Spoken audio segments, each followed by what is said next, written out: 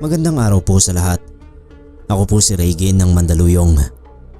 Hindi ko po kinakahiya na mula ako sa lahi ng mga mambabarang sa Leyte. Ang totoo nga niyan ay proud pa ako. Aminado rin ako na may alam ako sa gawaing ito. Kaming magkakapatid. Lahat kami ay tinuruan ng nanay namin nung nabubuhay pa siya. Pero ang pagtuturong yun sa amin ay lihim lang. Kasi ayaw na ayaw ng papa ko ang pambabarang. Gawain daw yun ng dyablo. Ang katwiran naman ng nanay ko, hindi naman daw nun tatabla ng tao kung wala talaga itong kasalanan. Hindi naniniwala si papa sa naging katwiran ni nanay. Alibay lang daw yun. At kahit ano pa ang sabihin ni nanay na pagtatanggol tungkol sa barang, ay masamang gawain pa rin ito na walang pinagkaiba sa pangungulam. Gayon din sa masasamang espiritu na naglipa na. Natatandaan ko, laging nag-aaya si papa noon sa simbahan at pinagdarasal niya na mapatawad ng Diyos si nanay. May mga pagkakataon na ayaw sumama ni nanay pero napipilit din siya ni papa. Natatandaan ko rin nung mag-away sila ng matindi dahil may sumugod doon kay nanay. Binarang daw kasi ni nanay yung asawa nung sumugod. Tinutukan pa nga ng baril si nanay. Pero buti na lang dumating si papa at napakalma niya yung lalaki. Tapos nung wala na yung lalaki, doon na nga sila nagtalo. Inamin ni nanay na binayaran siya para barangin yung babae. Kailangan daw namin ng pera para sa pagpapagamot ng bunso kong kapatid. Meron kasi siyang asma at pabalik-balik sa ospital. Tapos pinipilit naman ni papa na hindi sa ganoong paraan. Dapat daw ay nanghiram na lang sila ng pera. Gumagawa naman daw siya ng paraan. Huwag lang daw makapang-agrabyado ng tao. Sabi naman ni nanay, dapat lang naman daw dun sa babae yung ginawa niya. Dahil may asawa itong tao ay kumabit pa sa may asawa rin. Yung asawa ng kinabitan ng nagbayad kay nanay para barangin ito. Habang nagtatalo sila, kaming magkakapatid ay iyak lang ng iyak sa isang sulok. Sa pagdaan nga ng panahon ay sumakabilang buhay ang nanay namin dahil sa sakit. Si papa naman nagtrabaho sa ibang bansa. Kaya kaming magkakapatid na lang ang naiwan sa bahay.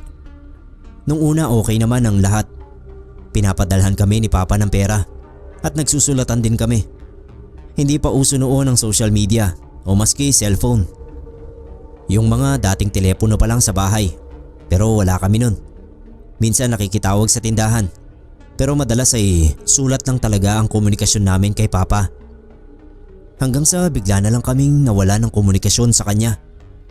Hindi na siya nakakapagpadala at hindi na rin niya sinasagot yung mga sulat namin. Sobra kaming nag-alala.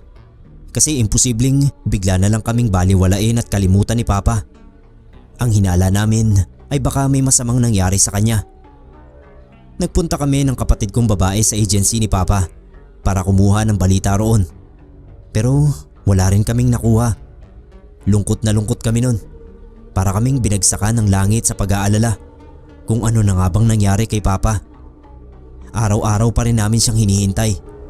Lagi kaming umaasa na isang araw ay kakatok siya sa pintuan namin. Pero habang wala pa, ay kami-kami na munang magkakapatid ang nagtulungan.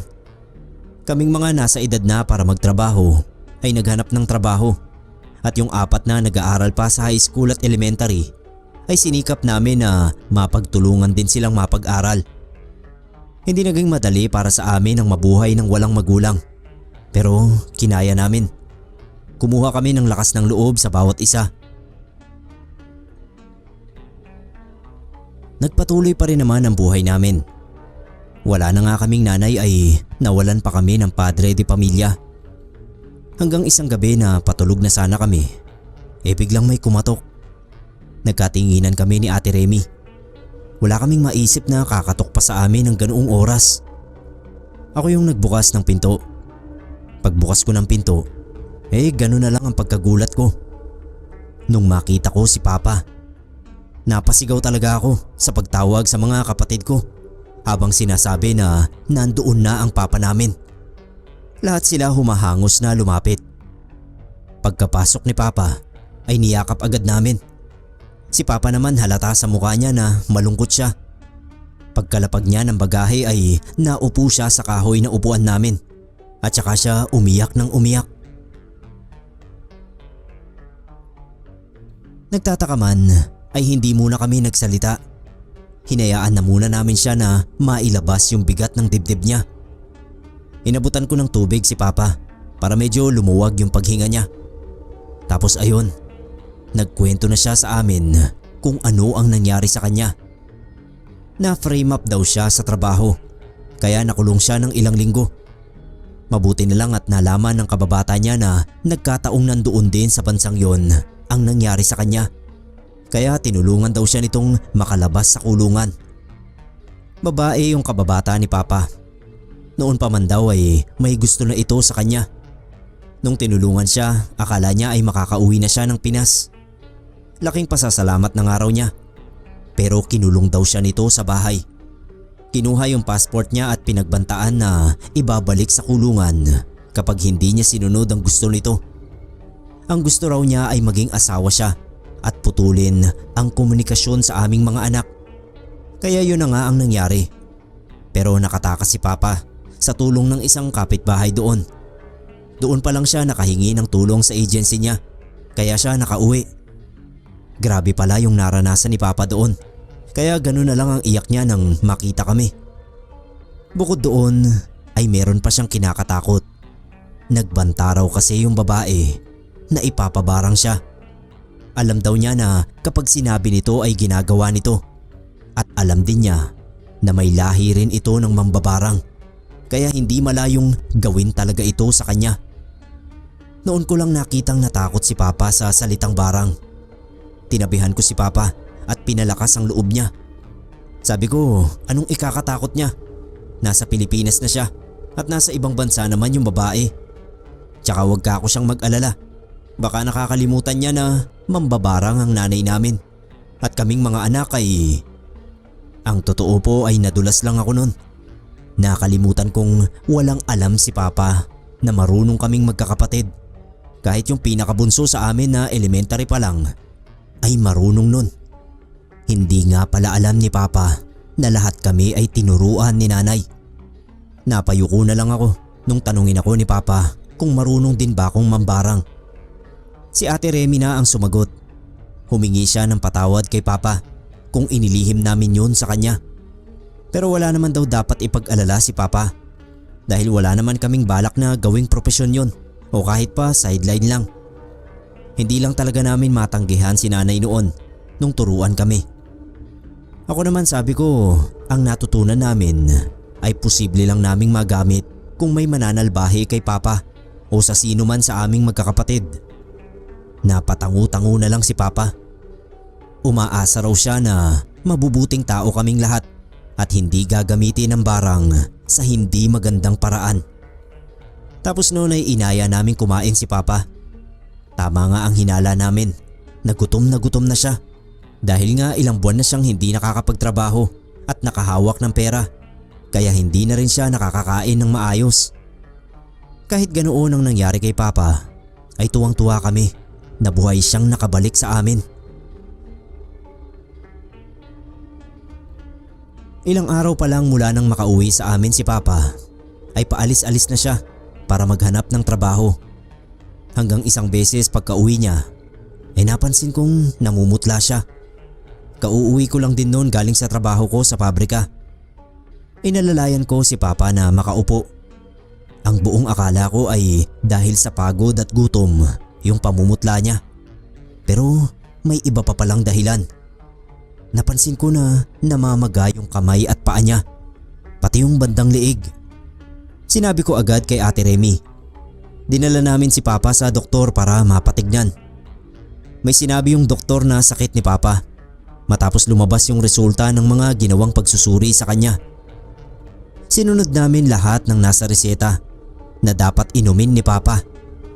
Pero napansin ko lang na mula pa man sa ospital kung saan na-confine si Papa ng ilang araw hanggang sa pag-uwi namin sa bahay, ay meron ng mga bangaw na sumusunod sa kanya. Yung malalaking langaw. Wala namang sugat si Papa para sundan siya nito. Kaya naghinala na agad ako na baka si Papa ay nababarang tulad ng takot niya sa banta ng babae. Lalo pang tumibay yung hinala ko nung sabihin ni Papa na nakauwi na rin pala sa Pilipinas yung babae na pinangalanan niyang Ana. Nabalitaan daw niya sa pinsan nitong nakasalubong niya sa daan. Nag-usap-usap kami nila Ate Remy at yung sumunod sa akin na si Owel kung ano ang gagawin namin sakaling nababarang nga si Papa. Sabi ng ate ko, obserbahan muna namin.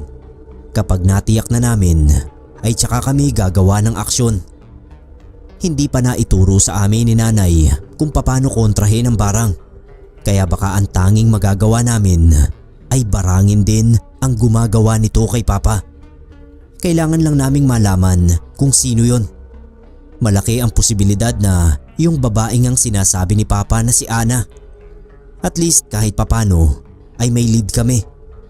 Kapag nagawa naming barangin ang babae ay baka matigil na rin ang ginagawa nito kay Papa. Pero kailangan daw naming makasiguro. Hindi kami pwedeng magkamali. Sabi ni ate, wag na muna naming sabihin kay Papa ang napag-usapan namin. Hanggat maaari ay iwasan namin na magkaroon nito ng alalahanin. Basta iparamdam lang daw namin kay Papa na hindi namin siya pababayaan kahit anong mangyari sa kanya. Ganun na nga ang ginawa namin. Inobserbahan namin kung makakayang pagalingin ng mga gamot mula sa reseta ng doktor si Papa. Kahit hirap kami sa pera ay hindi namin hinayaan na pumalya sa gamot niya si Papa. Kahit pa hindi kami kumain ng hapunan, basta masiguro namin na kumpleto ang maiinom niyang gamot. Ang kaso sa halip na bumuti ay lalo pang lumalala ang pamamaga ng katawan ni Papa. Tapos may mga sugat na ring lumalabas. Ako mismo yung nakakita nung hatiran ko ng pagkain si Papa sa kwarto niya dahil nahihirapan na siyang tumayo. Nagulat ako dahil pagbukas ko ng pinto ay sumalubong sa akin yung dalawang magkasunod na insekto. Pagtingin ko kay Papa, nakita kong meron pang isa palabas mula sa loob ng sugat niya. Kinilabutan ako. Kahit natutunan ko na yung pambabarang mula kay Nanay, ay hindi pa ako nakakakita ng aktwal na insekto mula sa katawan ng taong binabarang. Hindi ko akalain na makikita ko yun mismo. Sa Papa ko pa. Tulog nun si Papa. Nilapag ko muna yung pagkain niya sa lamisitang malapit sa higaan niya. Tapos tinawag ko si Ate Remy para ipakita rin sa kanya yung nakita ko. Wala nang naabutan si Ate Remy na lumalabas sa katawan ni Papa. Pero meron siyang namataan sa sahig. Dinampot niya yon at tinitigan sa palad niya. Tapos lumabas siya ng silid. Tinanong ko siya kung saan niya yon dadalhin. Dinala niya yon sa kusina. Kumuha siya ng bakanting garapon at nilagay yun doon. Tinanong ko siya kung anong balak niya ron. Iniisip pa raw niya. Pinakatitigan niya yung insekto. Ang sabi niya, subukan namin na gawin ang barang sa pamamagitan ng insektong yon. Hindi ko alam kung paano. Basta sabi ni Ate Remy, subukan lang namin. Natitiyak daw niya na ang nagmamay-ari ng insektong yon ay ang nambabarang kay Papa. Kaya posibleng makatulong yon sa gagawin namin. Nung gabi ring yun, sa silid ni Ate Remy, pumasok kaming dalawa ni Owel. Kaming tatlong nakakatanda lang sa magkakapatid ang magsasagawa ng una naming pambabarang sa pamamagitan lang ng insektong lumabas sa sugat ni Papa. Sobrang kabado ako. Alam kong sila rin. Hindi kasi namin alam kung anong kahinatnan ng gagawin namin. Hindi naman namin alaga yung insektong yun. Kaya sapalaran lang talaga ang gagawin namin. Si Ate Remy ang namuno. Siya ang gumawa ng mga kailangang ritual habang kami naman bale ang naging alalay niya sa mga bagay na kailangan niya at mga kailangan ding gawin. Sa kalagitnaan ng pag-oorasyon namin ay napansin ko na ang insekto. Bigla siyang naging malikot sa loob ng garapon. Para bang hindi siya mapakali. Maya-maya pa ay kusa itong napisa doon sa loob ng garapon. Tumigil na kami sa pag-oorasyon. Pare-pareho naming tinignan ang insekto. Tinanong ko yung mga kapatid ko kung sa tingin ba nila ay gumana ang ginawa namin. Sabi ni Ate Remy, hindi pa kami nakakasiguro. Malalaman namin yon sa magiging epekto nito kay Papa. Natuwa kami kasi mga 2 araw lang ang lumipas ay nawala yung pamamaga ng katawan ni Papa. Naghilom din yung mga sugat niya. Tapos ilang linggo rin na naging mabuti ang kalagayan ng katawan niya. Akala talaga namin ay magtutuloy-tuloy na ang paggaling niya. Pero isang araw, bigla na lang siyang nakaramdam ng panghihina. Natumba siya sa sahig na parang inaatake. Kaya sinugod na naman namin siya sa ospital. Parang naulit lang yung nangyari. Ginamot ng doktor. Hindi siya gumaling at pinili na lang na sa bahay na ulit magamot. Hindi na nga namaga yung mga paa at kamay niya.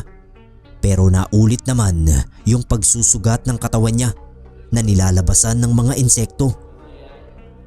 Nagkasundo kami nila Ate at Owel na humuli pa ng mas maraming insekto mula sa lumalabas sa katawan ni Papa at ulitin ang orasyon na ginawa namin. Pero hindi na ito umepekto. Mukhang napaghandaan na ng kung sino mang nambabarang kay Papa ang ginawa namin nung una. Kailangan namin ng panibagong plano. Inalam namin kay Papa ang buong pangalan at birthday ni Ana. Parang nakutuban naman niya ang binabalak namin. Kaya sabi niya ay wag na lang daw. Baka raw pati kami ay madamay pa. Hayaan na lang daw namin siya. Siyempre hindi kami papayag na pabayaan na lang namin siya sa ganoong kalagayan. Sabi pa ni Papa, hindi naman daw kami nakakasiguro na si Ana ang nambabarang sa kanya. Paano kung hindi? Magkakamali kami. Baka magkandalechi-lechi pa raw ang buhay namin. Ipagpapasa Diyos na lang daw niya ang kalagayan niya. At kami naman ay asikasuhin na lang namin ang mga buhay naming magkakapatid. Gusto ni Papa na mabuhay kami ng tahimik. Paano naman kami matatahimik kung hinayaan namin siya na unti-unting pinapatay ng mambabarang na yon? Kaya sabi namin kay Papa, sa ayaw at gusto niya ay sasamahan namin siya sa laban na yon. May naisip akong paraan. Kung ayaw ni Papa na ibigay sa amin ang buong pangalan at birthday ni Ana, alamin na lang namin kung saan ito nakatira para pupuntahan na lang at susubukang kausapin. Yan ang sinabi ko kina Ate Remy. Pero sabi ni Ate Remy, mahirap din daw. Sa pagkakaalam niya ay sa probinsya pa ito nakatira. Nung banggitin ni Ate ang probinsya, naisip ko, ano kaya kung humingi kami ng tulong sa mga kamag-anak ni Nanay? Sabi ni Nanay, lahi sila ng mambabarang at ang matatanda sa kanilang pamilya ay may grupo ng mambabarang na kinaaaniban sa Leyte. Malalakas daw ang mga ito kaya kinatatakutan sa baryo nila. Pati nga mga kalapit na lugar sa Leyte. Hindi pa makapagdesisyon si Ate. Kakausapin muna raw niya si Papa ng masinsinan tungkol sa bagay na yon kapag hindi pa rin ito gumaling.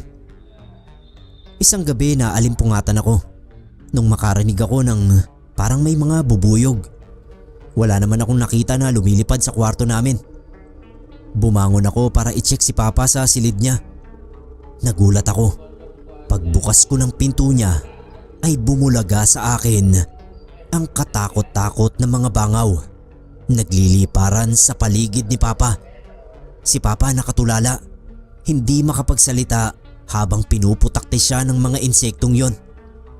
Ang nahagip ng kamay ko ay yung damit ni Papa na nakasampay sa bangko. Yun ang pinanghawi ko at pinangtaboy sa mga bangaw. Nagising na rin yung mga kapatid ko at tinulungan nila ako sa pagpapaalis sa mga bangaw na yon. Nakakapangilabot talaga. Halos mapuno yung kwarto ni Papa. Hindi ko akalain na magkakaroon ng ganun karaming insekto doon. Nahirapan kami kaya kinailangan pa ni Ate Remy na mag-orasyon para lang mawala lahat yon. Yung mga kapatid naming minor de edad pa ay nagiiyakan na sa nasaksihan nila. Lahat kami kilabot na kilabot. Dahil sa nangyari ay nagsabi na kami kay Papa. Kailangan namin ng kooperasyon niya para matulungan namin siya sa kalagayan niya. Kaya lang si Papa ayaw talaga. Gusto na raw niyang sumunod kay nanay. Huwag na raw namin siyang intindihin. Kaya kaming tatlo na lang nina Ate Remy at Owel ang nagdesisyon. Sabi ni ate, hindi siya pwedeng sumama dahil siya yung nag-aalaga kay Papa. Tapos si Owel naman ang may mas malaking sahod sa amin. Kaya mas mabuti raw kung ako na lang ang pauwiin nila sa Leyte para manghingi ng tulong sa mga kamag-anak ni nanay na mambabarang para matukoy kung sino ang gumagawa nun kay Papa. Isa pa para tipid sa pamasahe. Kasi kung kaming tatlo pa ang babiyahe ay tsak na malaki ang kakailanganin naming pera. Pumayag naman ako. Tutal ay pwede naman akong mag-leave sa trabaho kahit 2 linggo. Malakas ako sa bisor namin. Dati kong kaklase yun sa high school. Ang mahirap kasi dahil puro basic lang ang naituro sa amin ni nanay tungkol sa pambabarang. Kaya hindi namin alam kung paano matutulungan si Papa laban sa bumabarang sa kanya. Nagpasya kami na ilihim kay Papa ang pag-alis ko. Pero kung matutuklasan daw nito ay wala kaming magagawa. Basta ang importante ay alam ni Papa na gagawin namin ang lahat para sa kanya. Baon ko yung mga bilin ni ate. Sapat lang yung perang dala ko kaya ang sabi niya ay maging matalino ako at madiskarte sa lugar na yon. Nang sa gayon ay makauwi ako agad. Wala akong ibang aasikasuhin doon kundi yung mga tao na kailangan kong puntahan at ang mga dapat kong alamin. Sa pagkakatanda ko, elementary pa lang ako nang makarating ako sa Leyte. May festival noon nung dalhin kami ni nanay. Pero hindi ko na matandaan kung anong festival yon.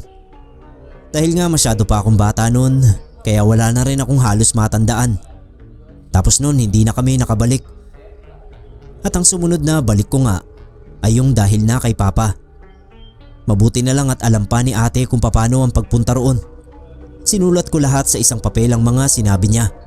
Pati yung mga pangalan ng mga tao na dapat kong makausap.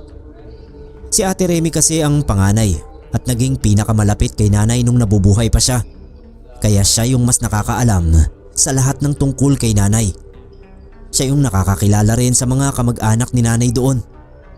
Isa lang ang kilala ko, si Tia Amparo, yung nagbakasyon dati sa amin ng 1 buwan. At isa siya sa mga pinapahanap sa akin ni Ate Remy. Muntik na akong maligaw, pero mabuti na lang at mahilig akong magtanong-tanong. Sa tagal ba naman kasi ng panahon na lumipas, marami na talagang nagbago sa lugar. Gabi na nang matunton ko yung lugar nila nanay. Hindi ko na lang po sasabihin yung eksaktong pangalan ng lugar nila sa Leyte. Basta nasa liblib na yon. Nung panahon na yon, hindi pa ganun karami yung sasakyan na bumabiyahe sa lugar na yon. Kasi nga liblib na. Meron mangilan-ngilan pero matagal kang maghihintay. Isa pa nagtitipid ako kaya nilakad ko na lang talaga kahit napakalayo pa ng bahay nila Tia Amparo.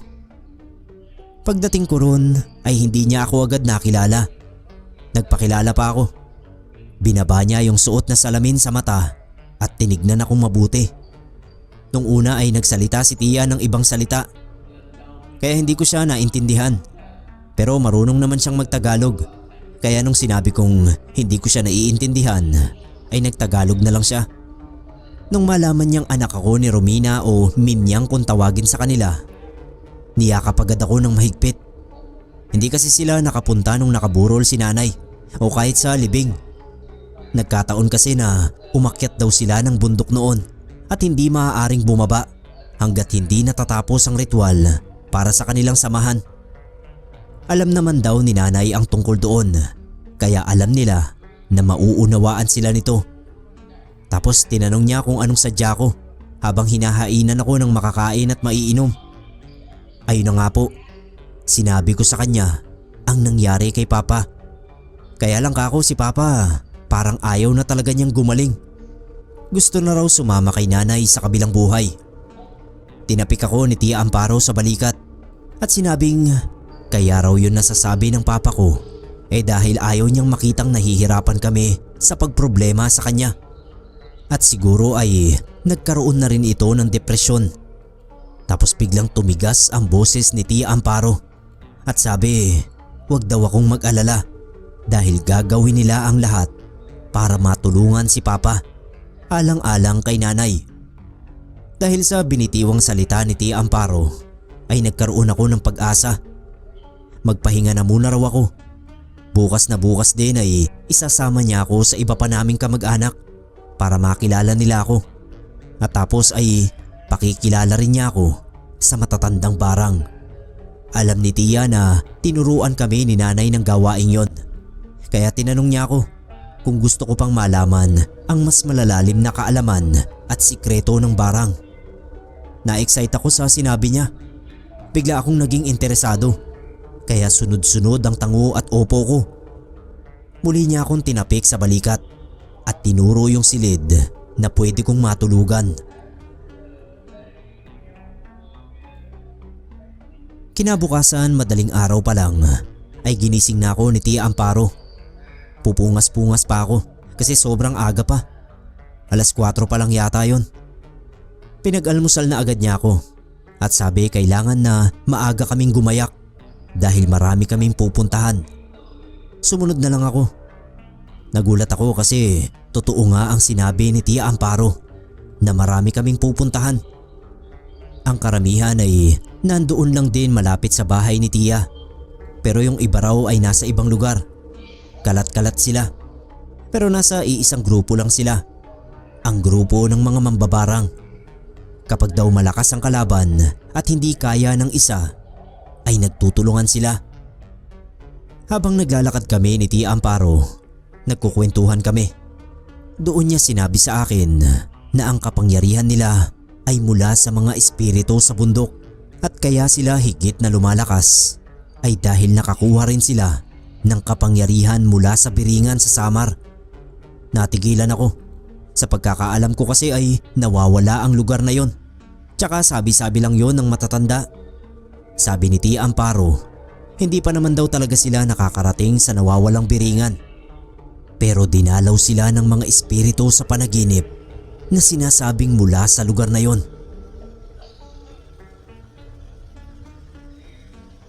Napakahiwaga dahil iisa lang ang laman ng kanilang mga panaginip. 7 sila sa grupo na nanaginip ng ganoon na pinagkalooban sila ng mga espiritu sa biringan ng kapangyarihan at alam nilang nakuha nila yon sa paggising nila. Sabi ko kay Tia baka naman nagkataon lang na nagkapare-pareho sila ng panaginip. Huminga na lang ng malalim si Tita at sabi, pili lang sa mga mambabarang ang nabibiyayaan ng ganoong klaseng kapangyarihan at malalaman ko rin ang tungkol dito sa mga susunod na araw. Ang susunod daw naming pupuntahan ay isa sa pinakamatandang mambabarang sa Leyte. Ang mambabarang na sinasabi ni Tia ay tawagin na lang natin sa pangalang Kabebang. Sobrang haba ng puti niyang buhok, gayon din yung damit niya. Hindi muna niya kami pinatuloy sa kubo niya. Nagulat ako nung salatin niya yung buhok ko, muka, balikat at dibdib. Binulong sa akin ni Tia na paraan daw yon para malaman kung anong klaseng enerhiya ang bitbit ko. Hindi raw kasi basta-basta tumatanggap ng bisita si Kabebang. Kailangan muna nitong masiguro na hindi kalaban ang nasa harapan niya dahil minsan na rin daw itong nalinlang ng isang malakas na albularyo. Nung matiyak ng matandang barang na anak nga ako ni Minyang ay tsaka lang kami pinatuloy sa kubo. Pinaupo at kinausap. Si Tia Amparo ang nagpaliwanag tungkol kay Papa dahil nasabi ko na ito sa kanya. Sabi ni Kabebang, hindi madaling kalabanin ng isang kapwa mambabarang lalo na kung hindi tukoy kung sino ang kinakalabang barang. Pero kung talagang kinakailangan ay meron naman itong pamamaraan. Kinuha sa akin ni Kabebang ang mahalagang impormasyon tungkol kay Papa. Sinulat yon ng nanginginig niyang kamay sa papel. Nag-volunteer nga ako na ako na lang ang magsusulat kasi parang hirap na siya. Pero sabi niya hindi raw. Kailangan daw na sulat kamay niya. Pinanood ko na lang. Matapos niya yung gawin ay binilot niya yung papel at sinuksok sa isang tuyong garapon.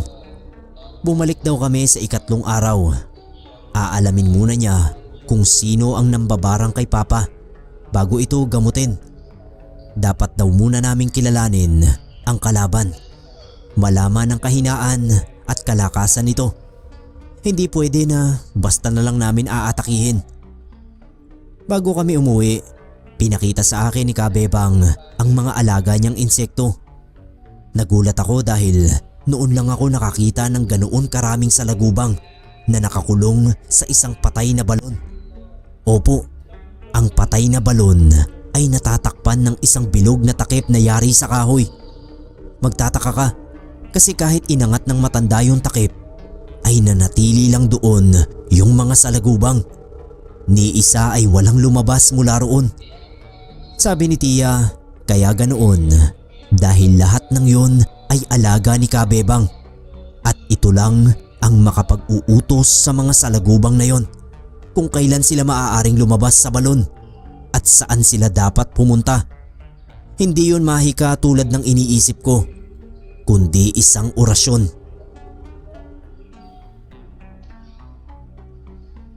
Habang hinihintay pa namin ang ikatlong araw, ay tinuruan muna ako ni Tia Amparo ng mga hindi ko pa nalalaman tungkol sa barang.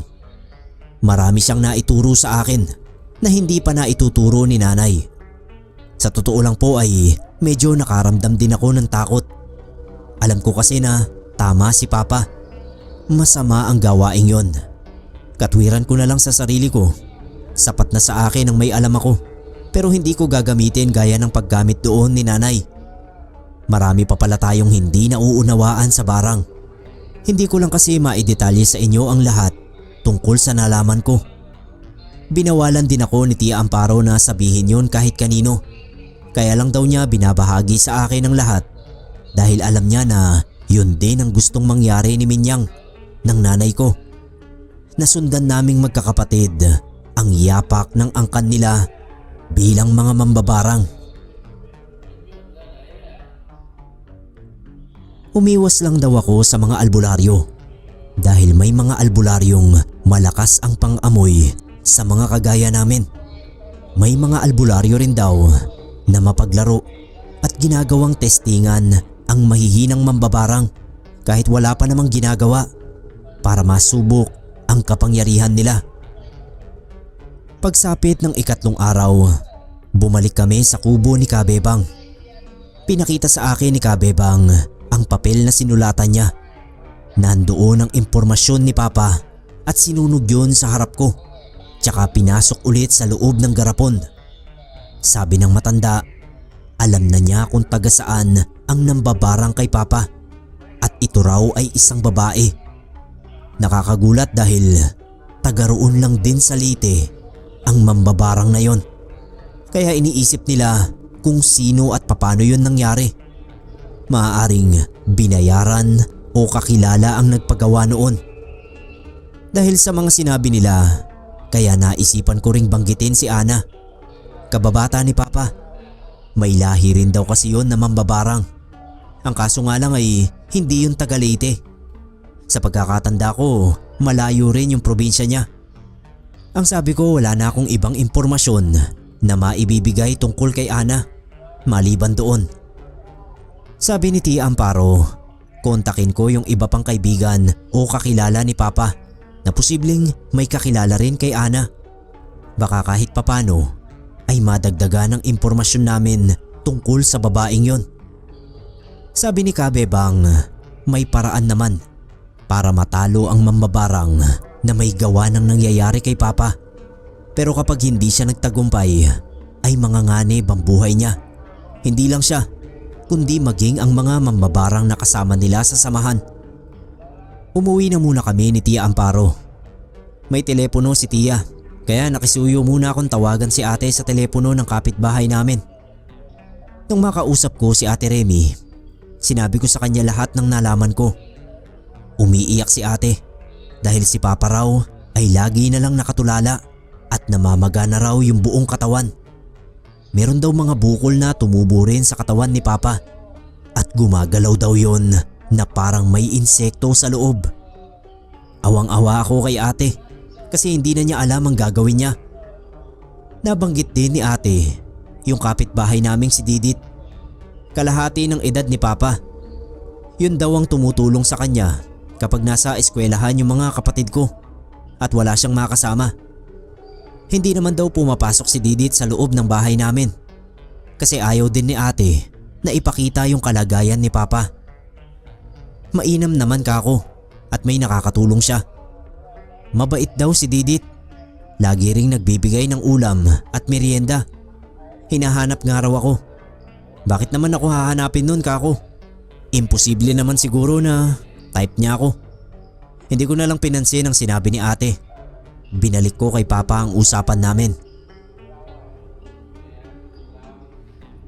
Dahil sa lumalalang kalagayan ni Papa, nakiusap ako kay Tia Amparo na baka pwedeng pagtulungan na nila na magapi kung sino man yung mambabarang na tumitira kay Papa. Hirap na kasi ang papa ko. Pati kaming mga anak hirap na rin. Dahil syempre apektado kami sa nangyayari sa papa namin. Sa halip na nagtatrabaho nga ako para sa mga kapatid ko, heto at nasa Leyte ako. Umaasa na mapapagaling si Papa ng mga tulad nilang mambabarang doon. Sabi ko pa kay tita, kung talagang malakas ang grupo ng mga mambabarang sa Leyte, patunayan nila. Hindi kumibo si tita. Huminga lang siya ng malalim habang nakatingin sa akin. Nung bandang hapon ay nagpaalam siya sa akin. Makikipagpulong daw siya sa mga kasamahan niya para mapag-usapan nila kung ano ang magagawa nilang tulong para sa akin.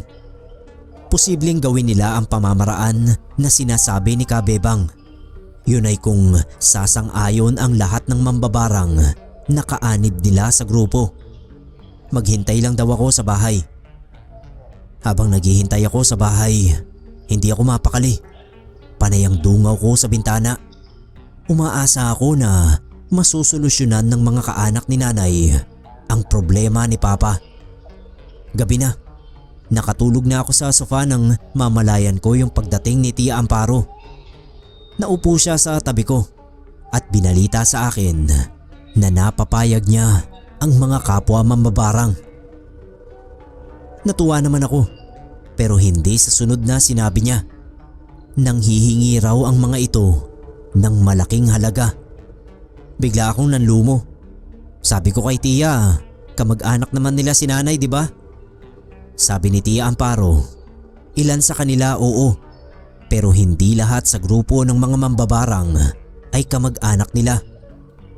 Pero lahat sila ay malalagay sa panganib sa pagkontra sa kapwa nila mambabarang na ayon kay Kabebang ay malakas ang kakalabanin nila. Hindi basta-basta dahil nahirapan nga itong matukoy yun. Tinawagan ko ulit si Ate Remy at sinabi ko yung halaga na kakailanganin namin para makuha yung serbisyo ng buong grupo ng mambabarang sa Leyte laban sa isang malakas na mambabarang na taga roon din. Sa binalita ko ay ramdam ko rin yung panlulumo ni ate, pero gagawa raw siya ng paraan basta mapagaling lang si Papa. Susubukan niyang lumapit sa dating inuutangan ni nanay nung nabubuhay pa siya. Ako naman ang nagbanggit kay Didit. Subukan din niya ako na magpatulong sa kanya. Baka may pera siya o alam na mahihiraman. Pero biglang nagbuntong hininga si ate kasi umalis daw si Didit. Umuwi ng Leyte. Aba, taga Leyte rin pala siya. Bago binaba ni Ate Remy yung telepono ay pinangako niya sa akin na magagawa niya ng paraan ang perang kailangan ko para ipambayad sa ibang miyembro ng mga mambabarang na nagpapabayad. Narinig ni Tia Amparo ang pakikipag-usap ko kay ate. Humingi siya ng pasensya sa akin dahil wala siyang maitutulong na pinansyal. Basta lahat daw ng mga kamag-anak ni nanay ay hindi magpapabayad. Kabilang na siya doon. Okay lang kako. Basta matapos na lang sana yung paghihirap ni Papa. May pinangako sa akin si Tia. Gagaling si Papa. Hindi raw ako uuwing bigo. Tumangu-tangu na lang ako. Nung gabing yon, hindi ko alam kung bakit napanaginipan ko si nanay. Nakita ko si nanay na nakaupo sa isang sulok. Umiiyak. Nilapitan ko siya. Gusto ko sanang tanungin kung bakit siya umiiyak. Pero walang boses na lumalabas sa bibig ko. Kaya nagpatuloy lang sa pag-iyak si nanay. Kahit niyakap ko na siya ay sige pa rin siya sa pag-iyak. Matagal na ganoon lang ang pwesto namin. Hanggang sa magising na ako.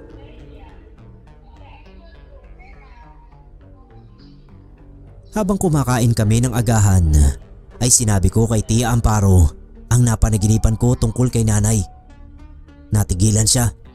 Sigurado raw siyang may ibig sabihin yun. Dapat ay matuwa raw ito. Nagagaling na yung asawa niya. Panigurado yun. Malakas ang kumpiyansa ni Tia sa kakayahan ng grupo nila. Kaya bigla siyang kinutuban sa pinapahiwatig ni nanay.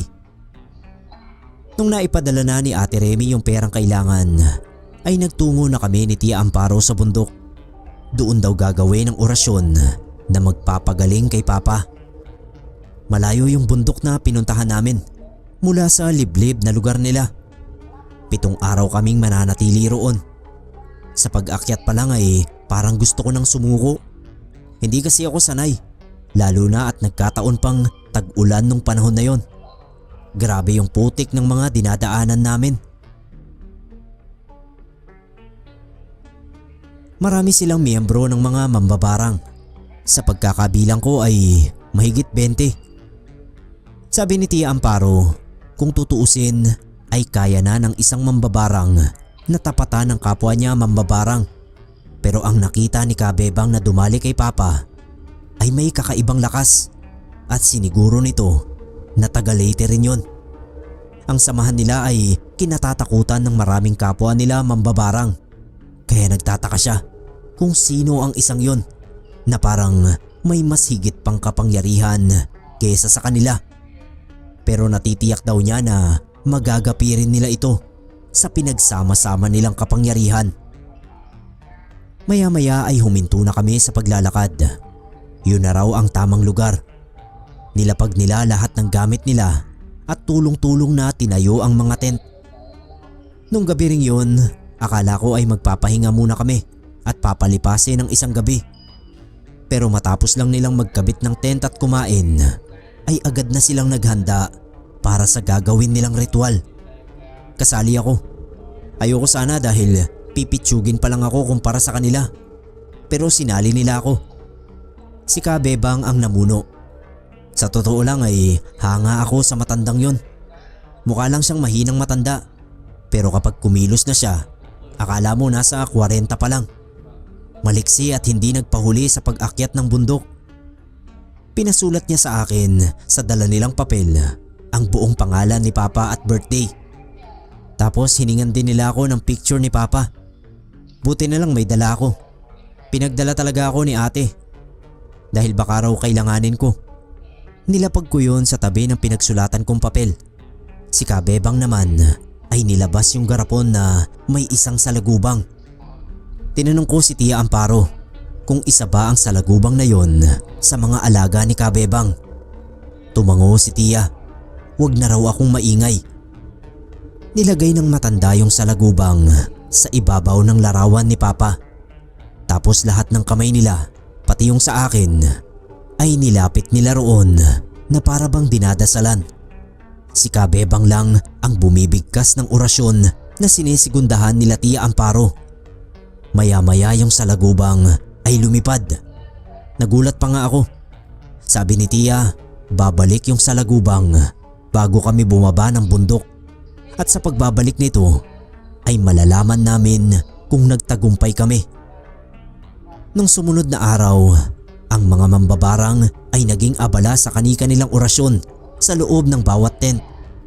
At pagsapit naman ng 6:00 ng gabi ay muli silang nagtitipon-tipon para sa sama-samang pagriritual. May pagkakataon pa nga na para silang nagsasayaw. Pero sabi ni Tia ay hindi yun sayaw kundi bahagi lang ng ritual nila. Pagtatawag daw yun ng mga espiritu sa bundok na makatutulong sa amin sa misyong yon.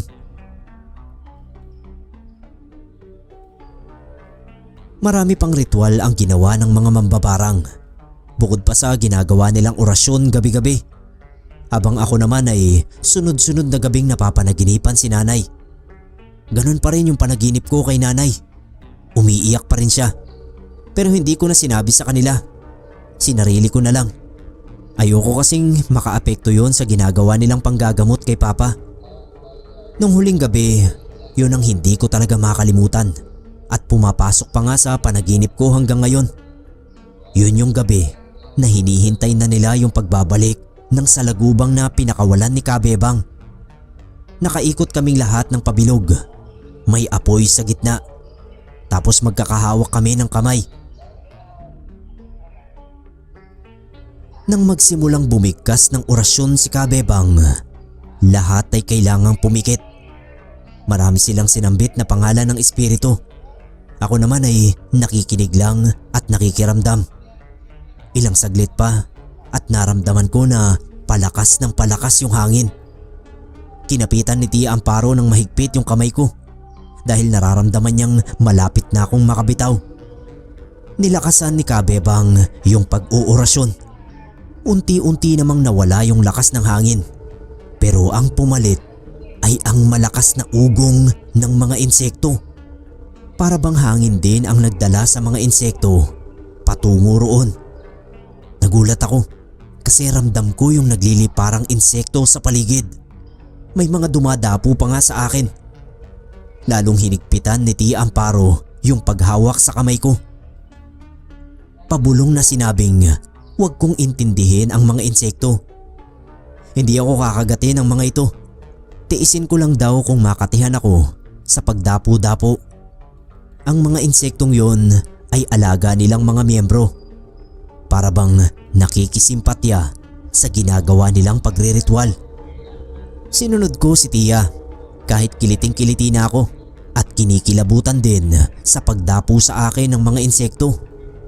Dahil hindi ko na matiis yung nararamdaman ko, kaya napadilat ako. Pagdilat ko, grabe, hindi kayo maniniwala kung gaano karaming insekto ang nakapalibot sa amin. Alam niyo yung dami ng gamo-gamo kapag nagkukumpulan sa mga liwanag ng ilaw? Mga tripling ganun. Pakiramdam ko nga kaya nila akong ilipad sa dami nila. Nanginginig na yung mga kamay ko nun. Ninenervyos ako na hindi ko maintindihan. Alam ko naman na hindi ako ipapahamak ng mga kasama kong mambabarang. Pero hindi ko pa rin maiwasan na matakot sa nangyayari. Ilang saglit pa at huminto na sa pagbigkas ng orasyon si Kabebang. Dumilat siya kasabay ng iba pa. Ako naman napadilat din nang hindi ko na siya narinig na nagsasalita. Tumingala si Kabebang. Mga ilang segundo lang ay nakita ko na yung salagubang na lumilipad pabalik sa kanya. Sinalo niya yon ng palad. Ang sinulid na nakakabit sa salagubang ay hindi kulay pula o puti. Tulad sa karaniwang basehan ng mga mambabarang kung nagtagumpay sila sa misyon. Ang kulay ng sinulid ay itim dahil ang tinungo nito ay isang mambabarang din. Itim ang kulay nito. Isang palatandaan na sila ay nagtagumpay. Nakakabingi yung hiyawan ng mga mambabarang sa tagumpay na nakamit nila. Sabi ni Tia Amparo, dapat din akong magsaya dahil gagaling na raw ang papa ko. Natalo nila ang mambabarang na sumalbahe sa papa ko. Pero ako, sa halip na makisaya sa kanila, natulala lang. Hindi ako makapaniwala sa mga nangyari. Pakiramdam ko noon nasa isang pelikula ako na ako yung bida at natalo namin ang kalaban. Pagbaba namin ng bundok ay abot-abot yung pasasalamat ko sa mga mambabarang na yon. Pagdating sa bahay ni Tia Amparo, excited akong tinawagan si Ate Remy. Binalita ko yung nangyari sa bundok. Nagtaka ako kung bakit parang hindi natuwa si Ate Remy. Tinanong ko siya kung may problema ba. Kinamusta ko agad si Papa. Sabi naman niya wala. Umuwi na raw ako agad. Habang pauwi ay palaisipan sa akin ang naging reaksyon ni Ate Remy sa telepono. Kaya naman pagdating ko sa amin ay yun agad ang balak kong itanong. Pero bago yun ay pinuntahan ko muna si Papa sa kwarto niya. May mga sugat pa rin siya pero sabi niya okay na raw. Mukhang umiigi na ang pakiramdam niya. Magpapagaling na lang siya. Nagpasalamat siya sa akin.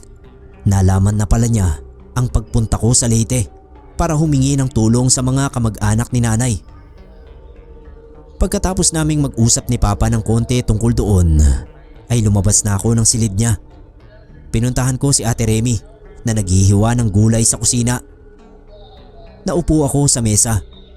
Alam kong may kailangan kaming pag-usapan kaya tinanong ko siya kung ano ba yun. Hininto niya yung paghihiwa ng mga gulay at tumingin sa akin.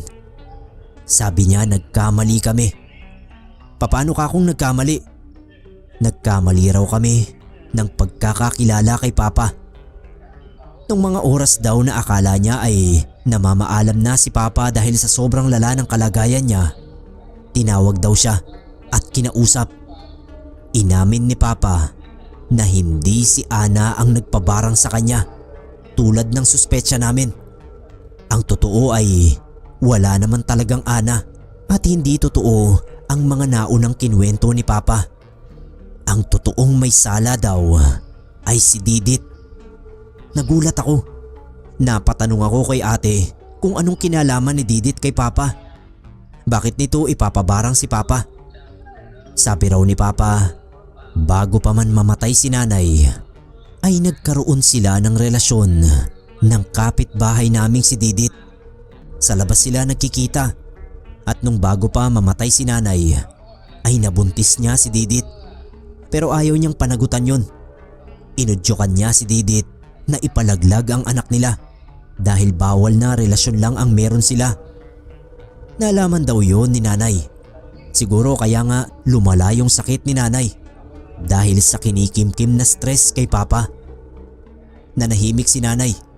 Hindi niya ginamit ang pagiging mambabarang niya dahil ayaw daw ni nanay na masira ang pamilya namin. Nung mamatay si nanay, akala raw ni Didit ay maipagpapatuloy na nila ang relasyon nila.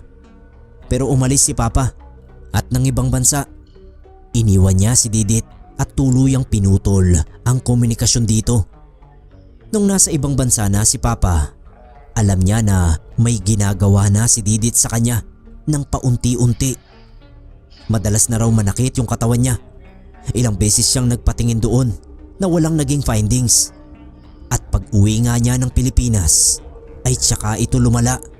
Kaya pala laging sinasabi ni Papa na wag na namin siyang intindihin ay may malaking kasalanan pala siya sa amin. Lalong lalo na kay nanay. Doon pa ako humingi ng tulong sa mga kamag-anak ni nanay para lang mapagaling siya. Kung nalaman nila ang dahilan ng pambabarang kay Papa, hindi ko alam kung tutulong pa sila. Sa ginawa ni Papa na pagtataksil sa nanay namin, siguradong magagalit din sa kanya ang mga yon. Baka nga sila pa mismo ang mambarang kay Papa. Noon ko lang din naintindihan kung bakit ko napapanaginipan si nanay nung mga araw na ginagamot si Papa ng mga kaanak niya. Nadismaya talaga ako sa mga sinabi ni ate na ikinumpisal sa kanya ni Papa. Hindi ko alam kung anong mararamdaman ko. Sabi ni Ate Remy, wala na kaming magagawa. Nangyari na ang lahat. Nalungkot din daw siya, lalo na para kay nanay. Pero hindi naman niya gustong mawala rin si Papa sa amin. Naging mabuti rin naman siyang ama. Nagpunta ako sa kwarto namin ng mga kapatid kong lalaki. Doon ko binuhos yung galit ko kay Papa. Pinagsusuntok ko yung dingding namin. Hindi ko alintana yung pananakit ng kamao ko. Inawat na lang ako ni Owel.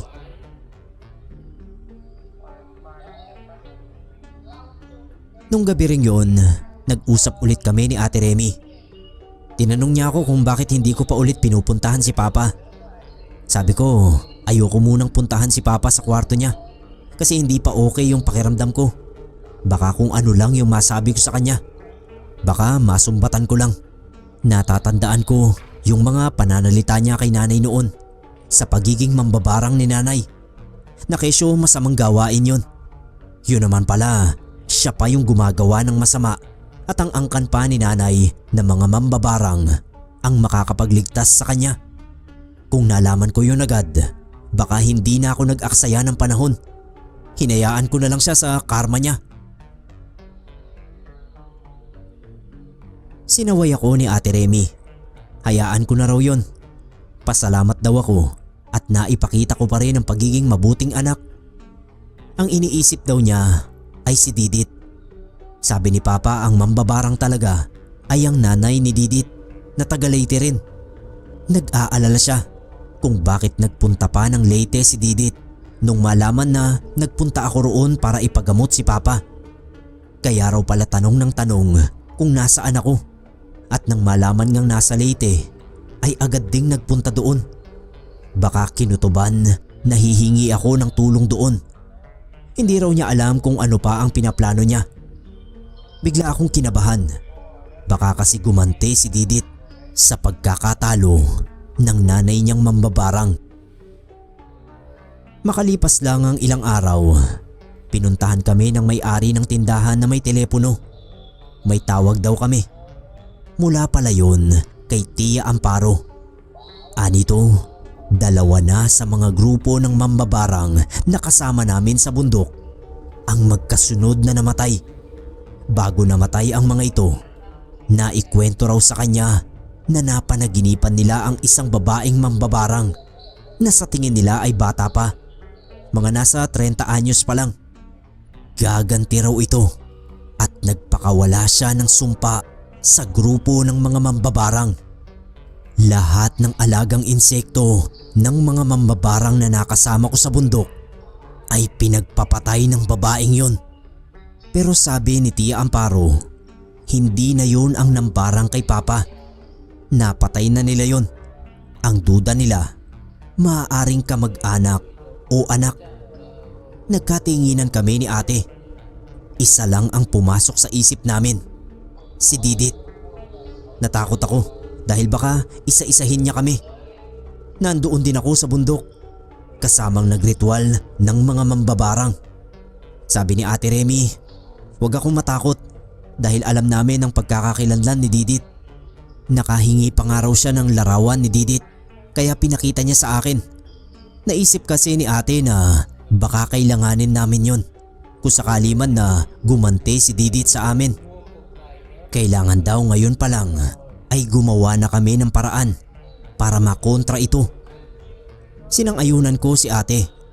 May mga nadagdag pa ako sa kaalaman ko na tinuro ni Tia Amparo. Baka makatulong sa amin yon. Hindi na kami nag-aksaya ng panahon ni ate. Nagsimula na kaming paghandaan ang dapat naming gawin. Nilabas namin yung mga gamit ni nanay. Napagkasunduan namin na kaming 3 lang ulit nila Owen ang dapat makaalam nun. Plano naming gawin pagsapit ng hating gabi. Nung medyo maaga pa sa gabing yon ay hindi na ako mapakali. Iniisip ko yung tungkol sa 2 mambabarang na namatay.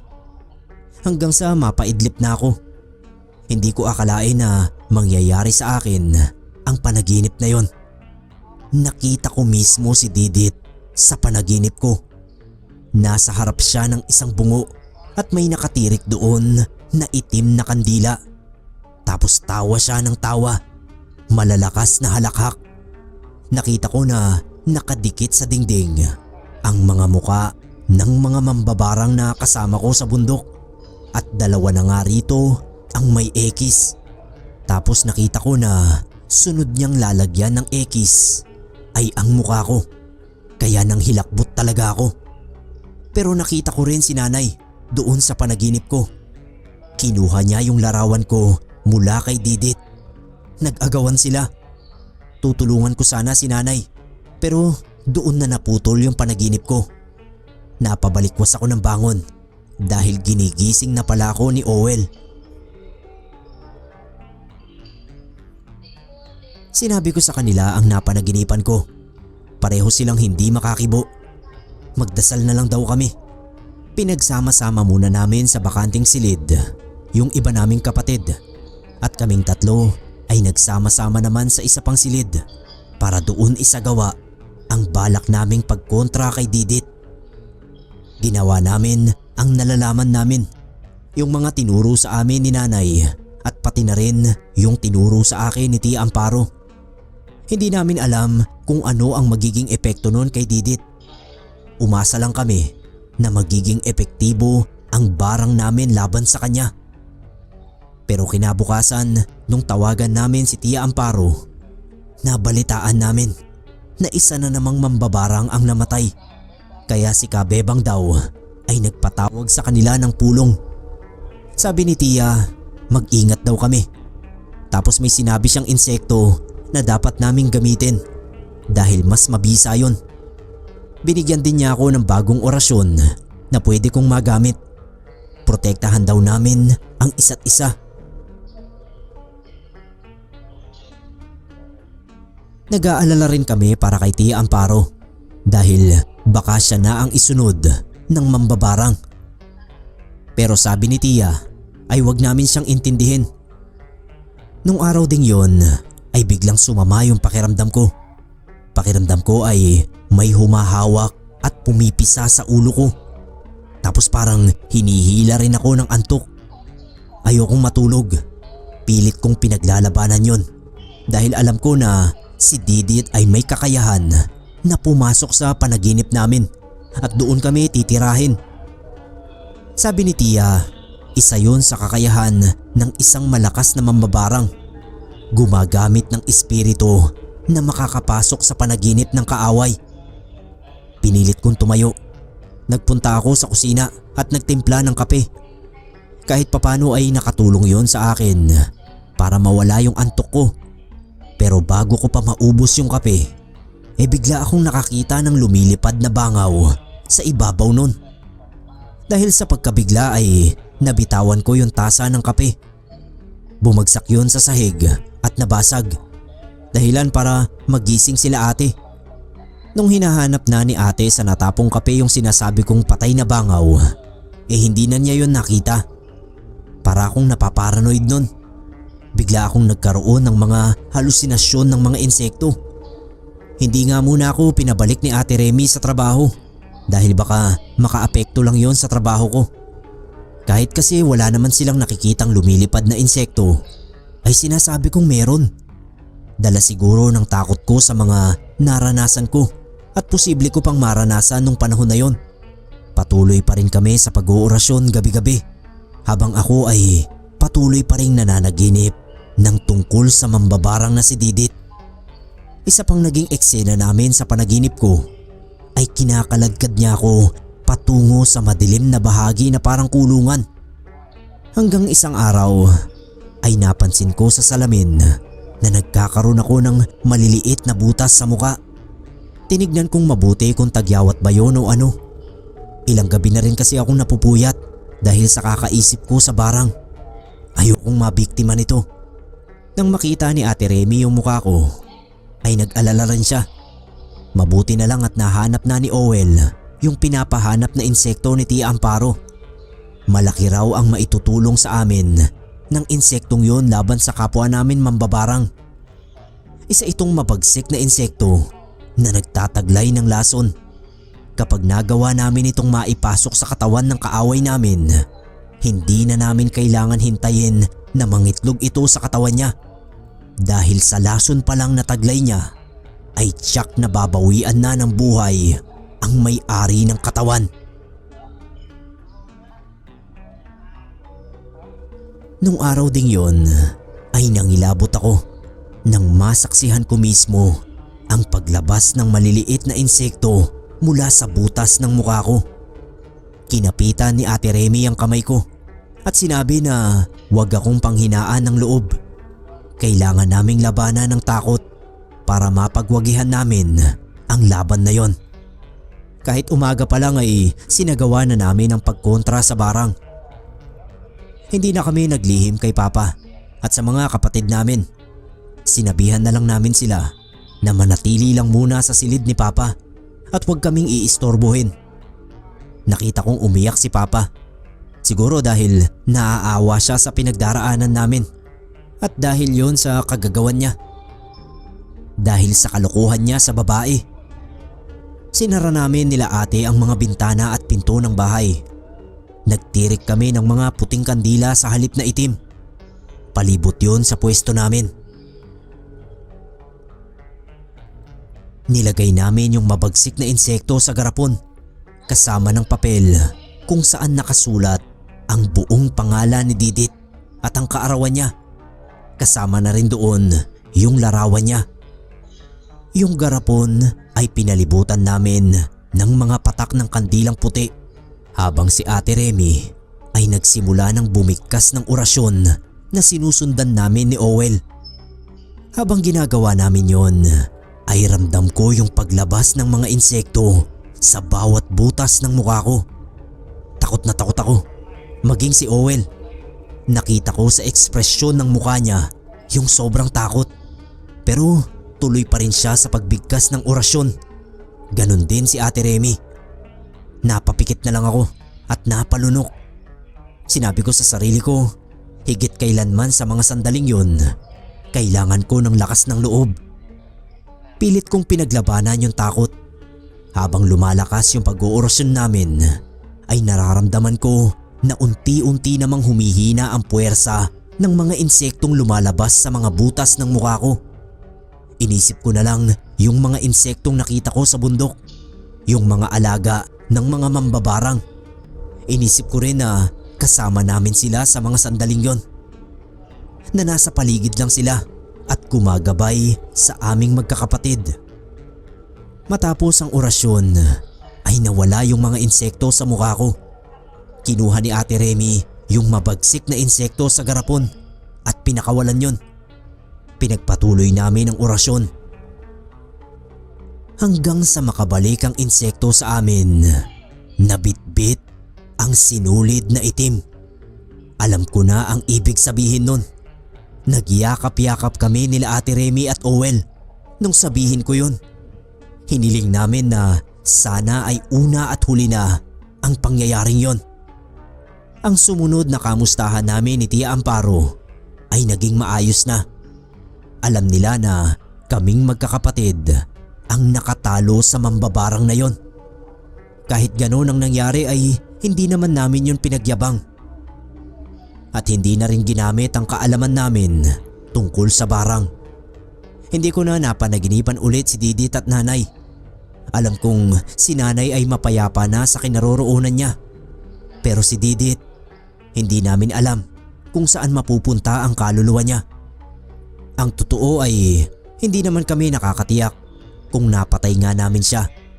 Kahit na nagtagumpay kaming talunin siya, wala naman kaming ebidensya na magsasabing patay na nga ito. Basta yun lang ang sabi ni Tia Amparo kasi hindi na raw nila nararamdaman ang presensya ng nakababatang mambabarang. Marami pa ring hiwaga talaga ang bumabalot sa barang. Iba't iba raw ang katangian, lakas at kapangyarihan. Tulad din sa isang mangkukulam na may iba't ibang pamamaraan. Pero magkakaiba man daw ito, ay iisa pa rin ang layunin, ang makapanakit ng isang nilalang. Kaya mas mabuti kung iiwasan na lang ito. Sa mga makakarinig ng kwento ko, palagi na lang maging mabuti para walang magpabarang o magpakulam sa inyo.